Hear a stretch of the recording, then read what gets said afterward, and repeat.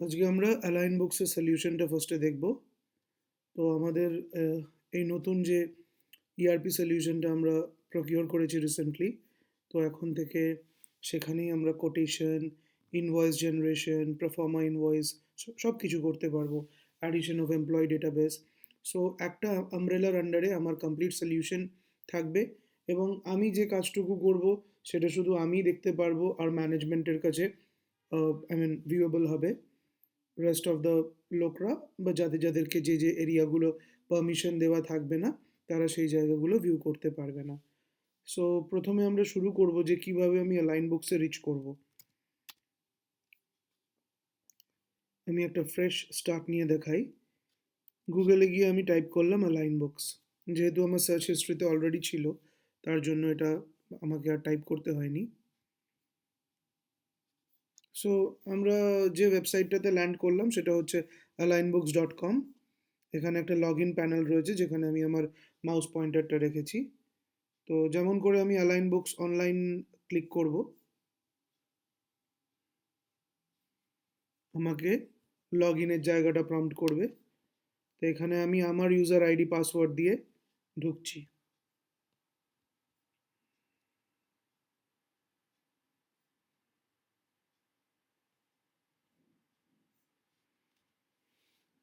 তো এখানে কোম্পানির নাম শো করছে ইলেকট্রোমিটার কর্পোরেশন, আর যেহেতু এই জায়গাটা আমার ইউজার মডিউল, তাই আমার নামটা দেখাচ্ছে সপ্তর্ষি Das.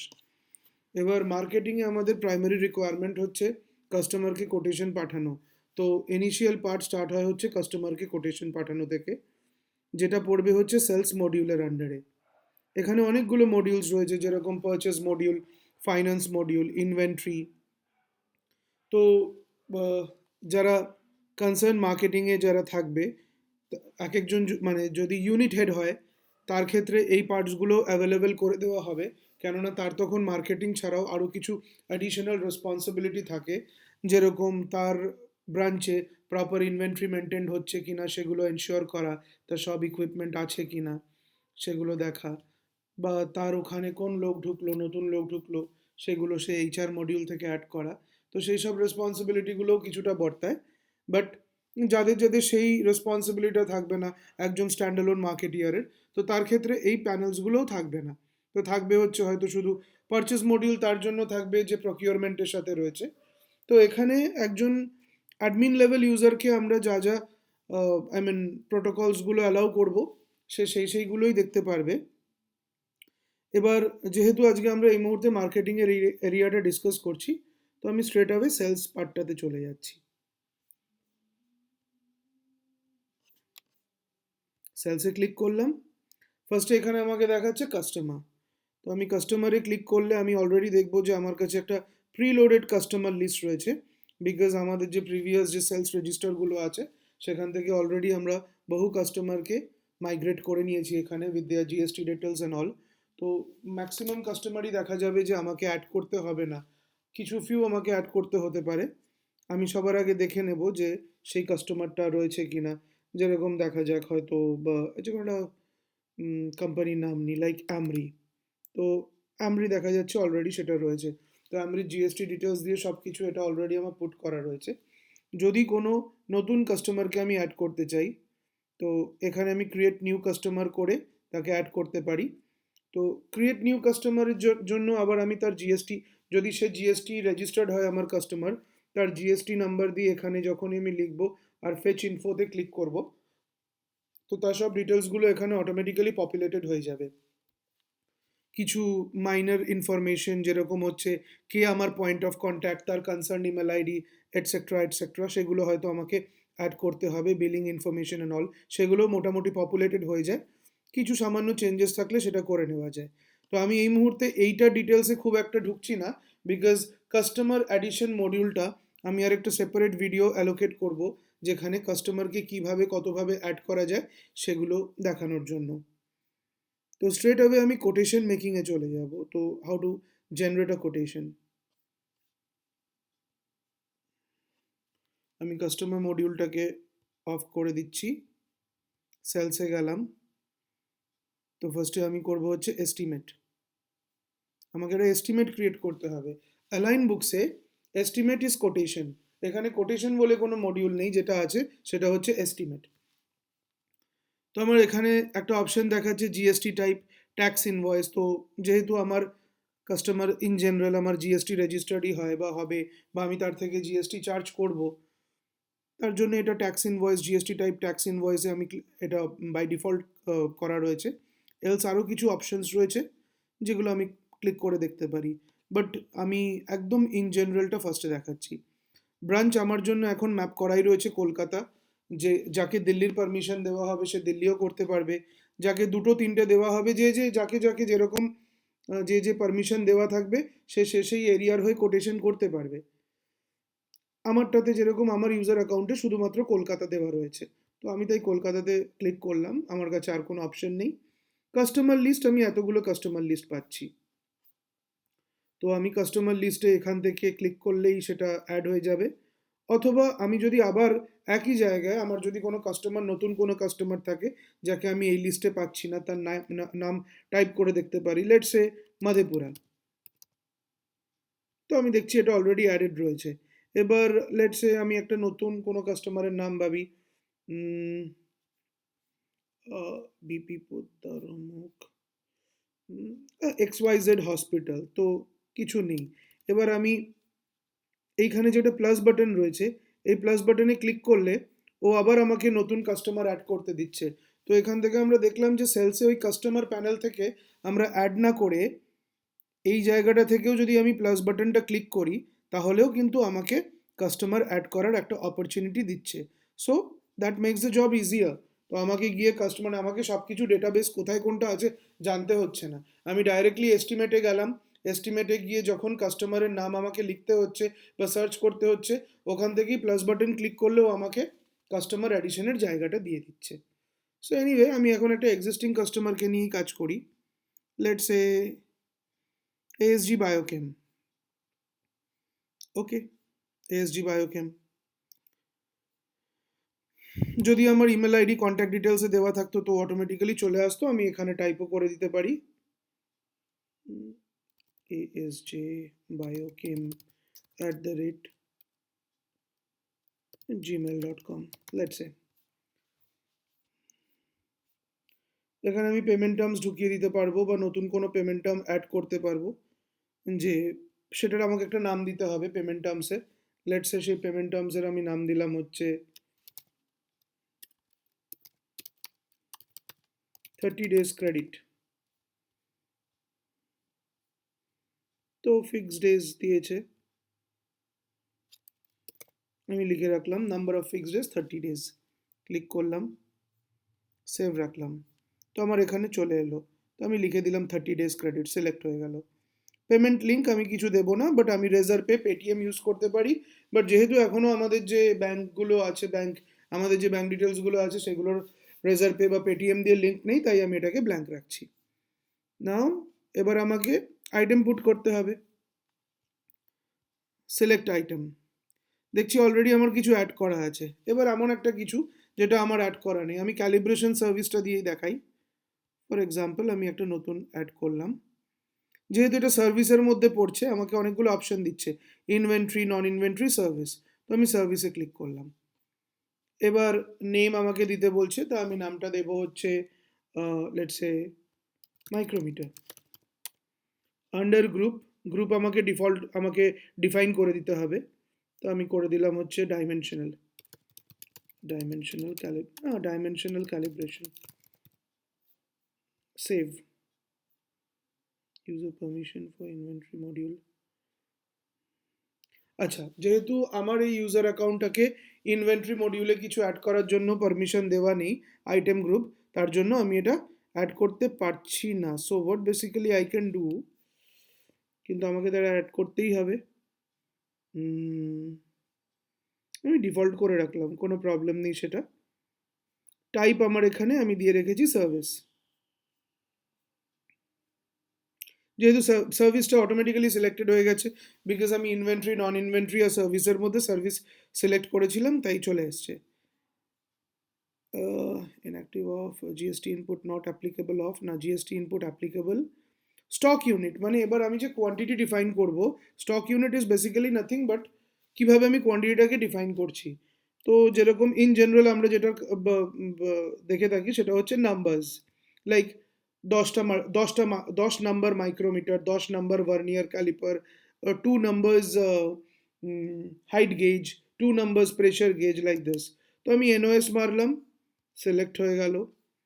GST classification, HSN SAC code আমি এখানে অ্যাড করে লিখে দিতে পারি।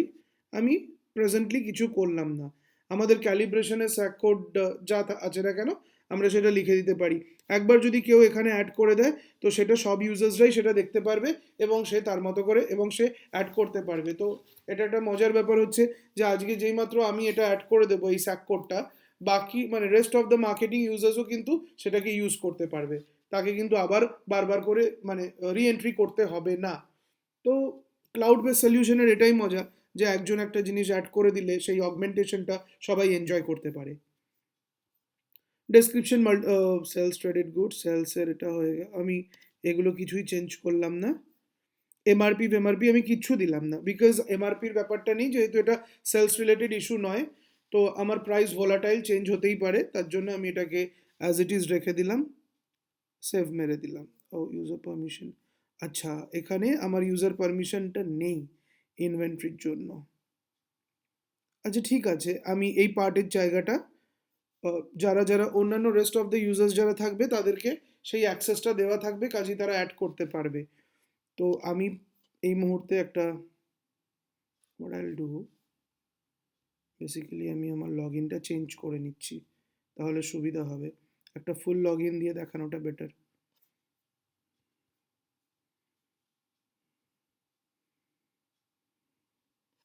আমি সৌভিকের মডিউলটা দিয়ে ঢুকলাম, বিকজ ও যেহেতু প্রাইমারি ইউজার ছিল তার জন্য ওটাতে সব পারমিশন অ্যাড করা আছে।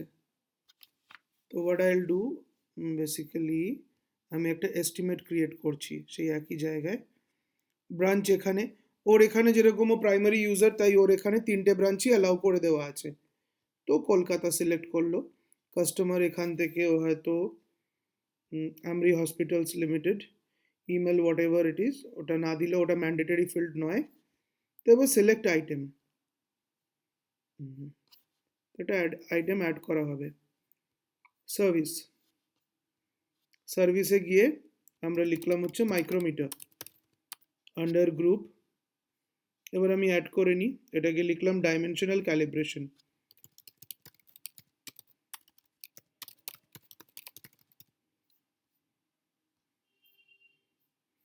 একটা আমার বডি নতুন প্যারেন্ট তৈরি হয়ে গেল, একটা গ্রুপ তৈরি হয়ে গেল, ডাইমেনশনাল ক্যালিব্রেশন। ক্যাটেগরি কিছু দেওয়ার দরকার নেই, service and all, stock unit nos মানে নাম্বারস, আর কিছু করব না, সেভ করে দিলাম, হয়ে গেল। এবার আইটেমটাকে সিলেক্ট করি, আচ্ছা মাইক্রোমিটার এখন আমার লিস্টে এসে গেছে, মাইক্রোমিটার ক্লিক করে দিলাম, okay remark, that would be fine, okay করলাম। এবার ও আমাকে কোয়ান্টিটি দিতে বলছে, হয়তো দেখা গেল আমার 10টা কোয়ান্টিটি রয়েছে, 10 রেট করছি কত করে, আমি দেখা গেল 300 টাকা করে রেট করছি। তো অটোমেটিক্যালি ও 3000 টাকা নিয়ে নিল। এবার আমাকে ট্যাক্স ডিফাইন করতে হবে, ট্যাক্স কোড রয়েছে 18% জিএসটি, আমার এখানে অনেকগুলো অপশনস রয়েছে। কোনো কাস্টমার হতে পারে সে জিএসটি এক্সামটেড, তাহলে সেটা আমি ইএক্স ক্লিক করে দেবো। তো ইন জেনারেল আমরা 18% ট্যাক্স স্ল্যাব যেটা দেখি T18, এখানে ক্লিক করলাম, করাতে আমার ট্যাক্স অ্যামাউন্টটা কিন্তু অ্যাড হয়ে গেল। 3000-এর 18% করলে 540 টাকা হয়, সেটা ট্যাক্স অ্যামাউন্টটা অ্যাড হয়ে গেল। তো এসে গেল এখানে সিজিএসটি আইজিএসটি ও সব কিছু ভাগ করে দিয়েছে। আবার আমি দেখা গেল আরেকটা আইটেম অ্যাড করি, এখানে সবচেয়ে মজার ব্যাপার হচ্ছে এই যে একবার আমি মাইক্রোমিটার অ্যাড করে দিলাম, এটা কিন্তু শুধু আমার জন্য কাজে লাগবে না, বাকি সবার জন্যই কাজে লাগবে, তাকে আর নতুন করে মাইক্রোমিটার লেখাটা লিখতে হবে না। প্রাইস চেঞ্জ হতেই পারে, প্রাইস এক একজনের জন্য এক এক রকম থাকবে, কিন্তু তাকে এই মাইক্রোমিটার আন্ডার ডাইমেনশনাল গ্রুপ এটা কিন্তু আর তাকে লিখতে হবে না। তো let's say vernier calliper under group, যেহেতু ডাইমেনশনাল ক্যালিব্রেশন একবার করে দিয়েছি আর অ্যাড করতে হচ্ছে না, সিম্পল এখানে ক্লিক করে দিলেই হয়ে গেল। and we are ready to go. Save. Oh, stock unit is required. এটা মিস করে গেছিলাম। NOS, বিকজ ক্যালিপারও তো সংখ্যায় হবে, নাম্বার অফ ক্যালিপার্স। তো সেভ করে দিলাম। সো খুব সুন্দরভাবে আমি এখানে ভার্নিয়ার ক্যালিপার দিয়ে দিলাম। রিমার্ক অ্যান্ড অল সেম থাকলো, নাতে কোনো প্রবলেম নেই। ওকে, আচ্ছা, এটার আমাকে রেট দিলাম হয়তো 310 টাকা। কতগুলো কোয়ান্টিটি দিয়ে দিই, 5টা। এসে গেল। জিএসটি এটার উপরও অবভিয়াসলি পড়বে, তাই আমাকে ইন্ডিভিজুয়ালি সিলেক্ট করে দিতে হবে T18। যেই দিলাম তার কনসার্ন এরিয়াও কিন্তু চলে এলো। আচ্ছা, বাই দ্য ওয়ে, এখানে একটা মজার জিনিস আছে। আমি যদি এটাকে লিখতে চাই যে ভার্নিয়ার, মানে আমি আমার মতো করে লেখা কিন্তু ভার্নিয়ার ক্যালিপারই থাকবে, কিন্তু যখন কোটেশনটা তৈরি হবে লেখাটা কীরকম আসবে সেটাও কিন্তু আমি ডিফাইন করে দিতে পারি। লেটস সে ভার্নিয়ার ক্যালিপার, ও আমাকে একটা অপশন দিচ্ছে প্রিন্ট ডেসক্রিপশন, মানে যখন কোটেশনটা প্রিন্টেড হবে বা পিডিএফে আসবে কীরকম দেখতে লাগবে। আমি এটাকে লিখে দিতে পারি ক্যালিব্রেশন অফ ভার্নিয়ার ক্যালিপার। খুব সুন্দর লাগবে, ইলাবোরেট হবে ব্যাপারটা। ওকে করলাম, দিয়ে দিল print description calibration of vernier calliper, but item কিন্তু সেম। কাজেই ভার্নিয়ার ক্যালিপার কিন্তু আজকে আমার আর আরেকজন কনসার্ন মার্কেটিয়ারেরও ভার্নিয়ার ক্যালিপার গ্রুপেই অ্যাড হলো, আইটেম নাম্বার 8। কিন্তু আমার লেখা হতে পারে ক্যালিব্রেশন অফ ভার্নিয়ার ক্যালিপার, আরেকজন শুধু ভার্নিয়ার ক্যালিপার লিখতে পারে, কেউ ক্যালিব্রেশন কোলন ভার্নিয়ার ক্যালিপার লিখতে পারে। তো না, নিজের নিজের মতো করে সাজানো, কোনো প্রবলেম নেই। লেটস সে মাইক্রোমিটার, আমি একটা ইউনিফর্মিটি মেনটেন করতে চাই, তো I will write calibration of micrometer. Okay, and we are done. ও হো হো হো, আইটেমসগুলো, প্রাইসগুলো উড়ে গেছে। 300, 310,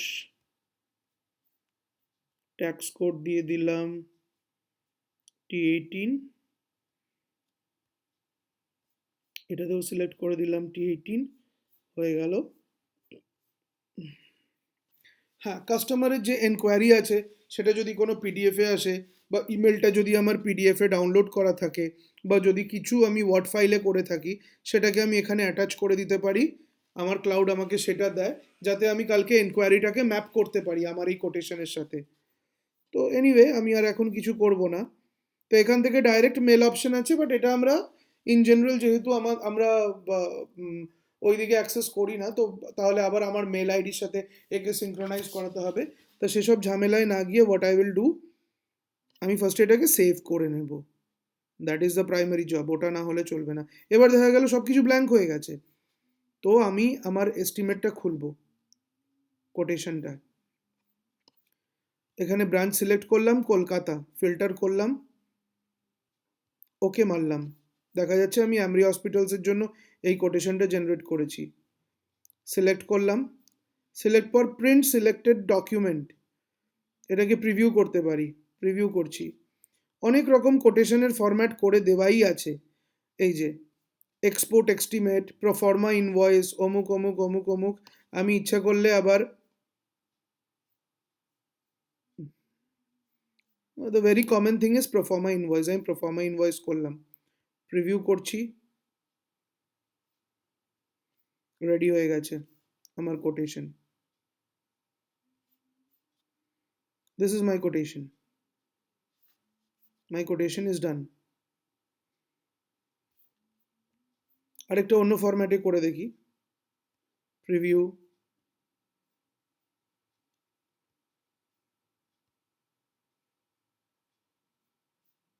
a beautiful one, খুব highlighted. Thank you for your business, this is a computer generated code, no need of signature and stamp। তো খুব সুন্দরভাবে জিনিসটা তৈরি হয়ে গেল।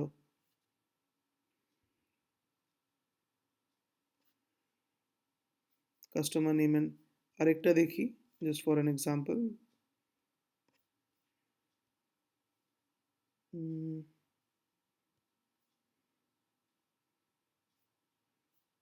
খুব প্লেন অ্যান্ড সিম্পল, এটা ঠিক পছন্দ হচ্ছে না। প্রিভিউ ফার্স্টেরটাই দেখি, এবি এস্টিমেট প্রিভিউ। হ্যাঁ, this one is a gentle one, সুন্দর ব্লু কালার বর্ডার্সে দেখতে লাগছে। তো আমার জিনিসটা চলে এলো। আমি সিগনেচার করেও ছাড়তে পারি, সিগনেচার না করেও ছাড়তে পারি, anyway whichever I feel like. করে আমি সিম্পল এটাকে ডাউনলোড করে নিলাম। এবার ডাউনলোড করার পর আমি মেল করে দিতে পারি। আর এতে কি হলো, আমার কোটেশনটা আমার কাছে সেভড হয়ে রইলো। এবার এক্সিট করছি। এবার যখন আমাকে ধরলাম যে এই কাজটা আমার কমপ্লিট হলো, এই কাজটা আমার হয়ে গেছে, তো এবার কাজটা যখন আসবে আমার সবার, আমি কিন্তু আমার এই কোটেশনটা, এখানে একটা জিনিস আছে, আমি কোটেশনকে ডাইরেক্টলি ইনভয়েসে নিয়ে যেতে পারবো না। তো আমাকে একটা সেলস অর্ডার জেনারেট করতে হবে। মানে আমার কাজটা কনফার্ম হলে I need to generate a sales order. Sales order generate করি, সবই রয়েছে ঠিক আছে। কলকাতা কাস্টমার, আমি এত কিছুতে গেলাম না। পুল ফ্রম এস্টিমেট, এখানে রয়েছে পুল ফ্রম এস্টিমেট, মানে আমি আমার কোটেশন থেকে ডাইরেক্টলি পুল করে নিতে পারি। Okay, exit pull from estimate, please select party. Okay, আমাকে কাস্টমার সিলেক্ট করতে বলছে। আমরি, পুল ফ্রম এস্টিমেট, ও দেখিয়ে দিচ্ছে আমাকে আমরির জন্য আমি এই আইটেমগুলো করেছিলাম। তো আমি পুল অল করলাম। ওকে, দেখা যাচ্ছে জিনিসটা চলে এসছে, সেলস অর্ডার জেনারেট হয়ে গেছে আমার।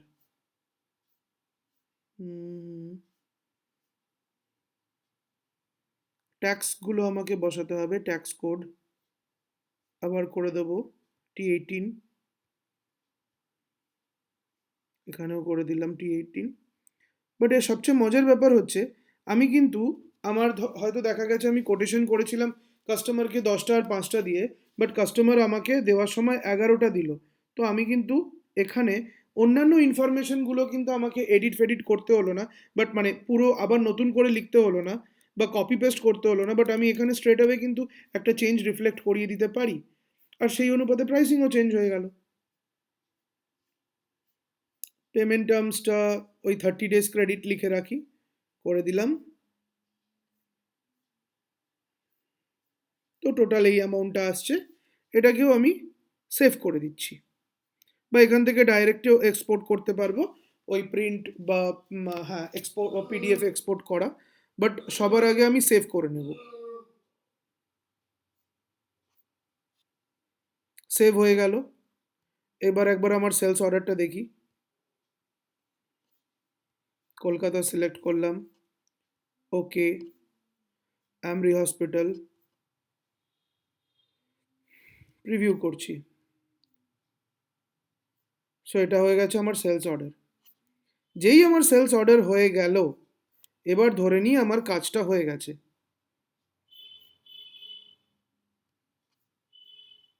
সঙ্গে সঙ্গে আমি চলে যেতে পারবো sales invoice.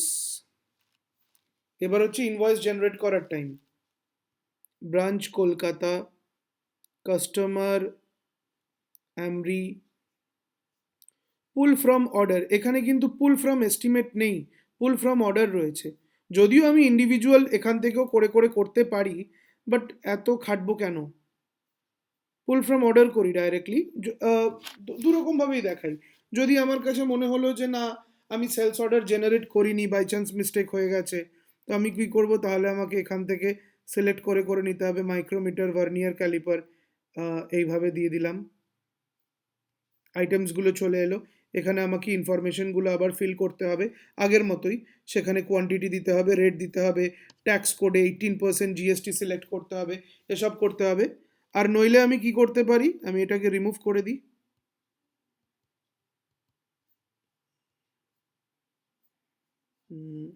Sales, sales order, sorry, this should not be sales order, sales, sales invoice,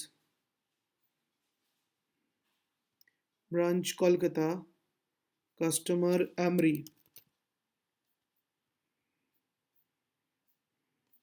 pull from order, pool all করে দিলাম।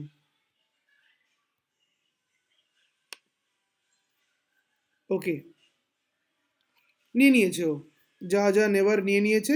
শুধু আমরা দেখছি এখানে ট্যাক্সটা রিফ্লেক্টেড হচ্ছে না, তাই আমাকে প্রত্যেকবারের মতোই ট্যাক্সটাকে অ্যাড করে নিতে হবে।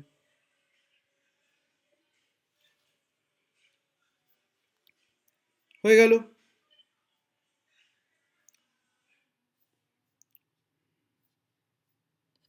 এখান থেকে যদি আমি সেভ করি, জেনারেট হয়ে যাবে। কিন্তু আমি ইনভয়েসটাতে এখন আর কিছু করলাম না। ইনভয়েসটা না করার কারণ হচ্ছে বিকজ সেটা আমাদের তাহলে এক্সিস্টিং ডেটাবেসে রিফ্লেক্ট করে যাবে, and that could be a problem. কেননা যেহেতু জিএসটি ইনক্লুসিভ রয়েছে অমুক তমুক, তো আমি একদম আমাদের মেন ডেটাবেসে এটাকে হাত দিতে চাইছি না। তো this is the main module for the marketeers. তো একটা কাজ কি সুবিধা হলো, আমার যেইমাত্র একটা কোটেশন রেডি হলো, আমার কিন্তু আর অ্যাকাউন্টস ডিপার্টমেন্টের কাছে সেপারেটলি যেতে হচ্ছে না। আমি কিন্তু আমার যেটা কোটেশন জেনারেট করেছি সেটাকেই একটা অর্ডারে কনভার্ট করে নিতে পারি, আর সেখান থেকেই কিন্তু আবার আমি ইয়েতেও নিয়ে চলে আসতে পারি, ইনভয়েস জেনারেট করে দিতে পারি। সামান্য কোয়ান্টিটি মিসম্যাচ হতেই পারে। হতে পারে আমি যখন কোটেশন করেছিলাম বা সেলস অর্ডারটা তৈরি করেছিলাম, আবার এই সেলস অর্ডারটাকে আমি কিসের জন্য ইউজ করতে পারি, যে একটা কাস্টমারকে আমি কোটেশন দিয়েছি, কাস্টমার আমাকে কনফার্ম করেছে through mail confirmation or through a purchase order, অথবা ভার্বাল, যেভাবেই আমি অর্ডার অ্যাকসেপ্টেন্স পাই না কেন, তো আমি একটা সেলস অর্ডার মানে অর্ডার রিসিভড আমাদের এন্ডে সেলস অর্ডার জেনারেট করলাম। সেটা জেনারেট করার পর তখন আমার যে সাইট এক্সিকিউশন টিম হবে বা আমার ল্যাবে যা কাজ হবে না কেন, তাদের তাদের কাছে সেই অর্ডারটা গেল বা তাদের কাছে সেটার একটা অ্যাকসেপ্টেন্স পেলো, এবং তারা তার বেসিসে ম্যান পাওয়ার অ্যালোকেশন করবে। যেরকম এই মডেলটা হচ্ছে বেসিক্যালি যেখানে গুডস নিয়ে ডিলিং হয়, তো যেখানে সার্ভিসের থেকেও এটা বেশি দেখা যায় হচ্ছে যেখানে গুডস নিয়ে ডিলিং হয়, মালপত্র নিয়ে, বা যারা একটা স্টক মেনটেন করে তাদের ওখানে এই জিনিসটা থাকে যে কোটেশন অ্যাকসেপ্টেড হওয়ার পর, অর্ডার পাওয়ার পর তারা নিজেদের এন্ডে একটা সেলস অর্ডার জেনারেট করে। তো এনিওয়ে আমার সবসময় টু স্টেপ থাকা ভালো। তো কোটেশন থেকে আমার অর্ডার জেনারেট হলো, অর্ডারটা যেইমাত্র জেনারেট হলো তারপরে আমি সেই অর্ডারটাকেই কিন্তু ইনভয়েসে কনভার্ট করে নিতে পারছি বা ট্রান্সলেট করে নিতে পারছি।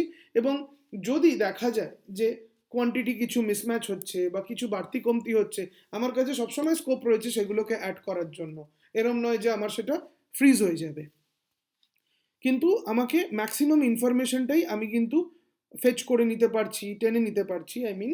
তো আমার সেটা রিটাইপ করার, আবার নতুন করে জেনারেট করো, এই করো ওই করো, সেগুলো করার প্রয়োজন পড়ছে না।